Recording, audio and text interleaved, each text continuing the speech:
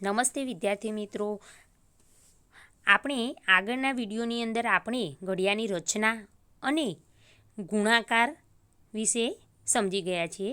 તો આની અંદર આપણે વ્યવહારિક દાખલા રૂપે ગુણાકાર શીખવાના છે. તો અહીંયા રામુએ બિસ્કિટના 4 પડીકા ખરીદ્યા.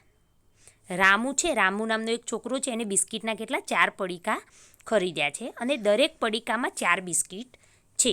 તો રામુએ કેટલા બિસ્કિટ ખરીદ્યા? અહીંયા આપણે સીધો દાખલો ગણવાનો છે, અહીંયા પદ મૂકવાનું નથી. પરંતુ મેં તમને જે બોર્ડની અંદર વિડીયો કરીને સમજાવ્યો છે એની અંદર મેં પદ લખ્યું છે.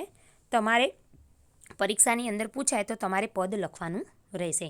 અહીંયા રામુએ બિસ્કિટના કેટલા 4 પડીકા, તો અહીંયા આપણે લખવાના છે 4 લખવાના છે. શું લખવાનું છે? 4 લખવાના છે. તો અહીંયા આપણે 4 લખીશું.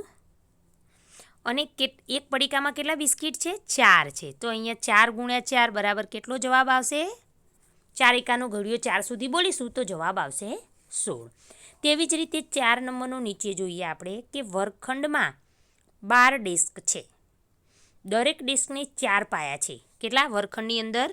12. વર્ગખંડમાં 12 ડેસ્ક છે. 12 લખવાના અને એક ડેસ્કને કેટલા પાયા છે? 4. તો 12 ગુણ્યા 4.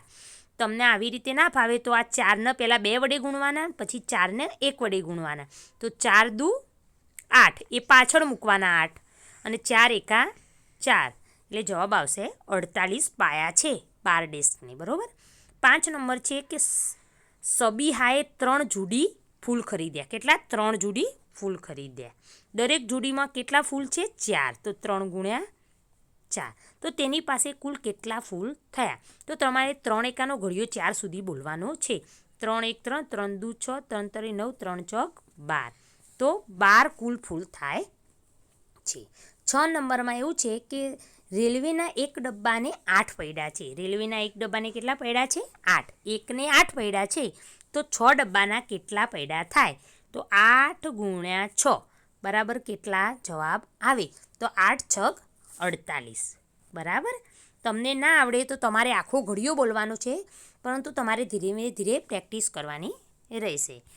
ત્યાર પછી અહીંયા 2 કેટલી વખત છે, એટલે કે અહીંયા એક 2ના ઘડિયાની રચના આપેલી છે કે ઘડિયો કેવી રીતે લખવો. તો અહીંયા તમારે લખવાનો રહેશે. અહીંયા છે, તમે જોશો આ ઉપર જે બર્ડ્સ એટલે કે પક્ષી દોરેલા છે.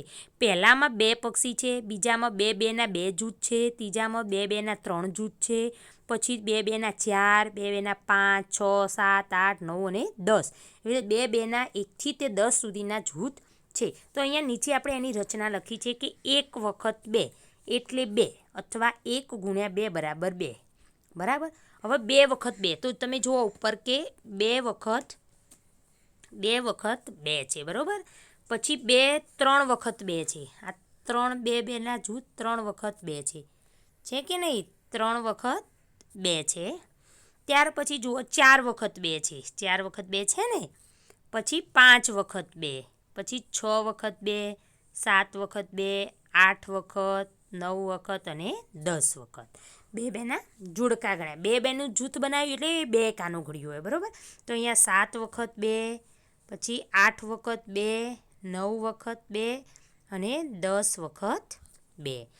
બરાબર ને. અહીંયા એટલે લખ્યું છે કે 1 વખત 2 એટલે 2, 2 વખત 2 એટલે 4, 4 વખત 2 એટલે 8 થાય, 5 વખત 2 એટલે 10 થાય, 6 વખત 2 એટલે 12 થાય અને 7 વખત 2 એટલે કેટલા? 14 થાય અને 8 વખત 2 એટલે 16 થાય અને 9 વખત 2 એટલે 18 અને 10 વખત 2 એટલે 20 થાય. તો અહીંયા આપણે બાજુમાં તમે જોઈ રહ્યા છો કે 1 ગુણ્યા 2 બરાબર 2.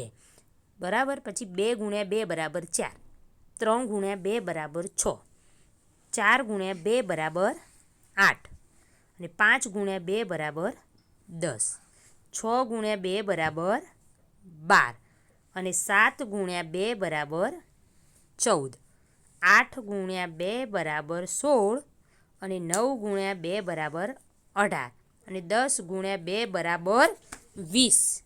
તો આ છે 2 એકાના ઘડિયાની રચના. તો અહીંયા આપણે આ વિડીયો પૂર્ણ થાય છે. હવે આપણે નેક્સ્ટ વિડીયોની અંદર મળીશું. Thank you.